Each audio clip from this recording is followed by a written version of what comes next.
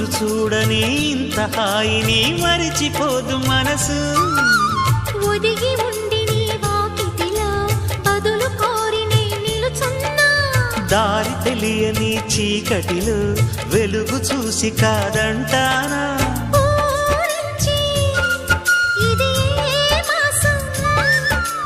ప్రేమించే ప్రతి గుండెను అందెల సందడి చేసే హేమంతం ఇది. మన సొంతం అయినది. కిలకిల నవ్వే కోయిల కోసం వచ్చింది మధుమాసం.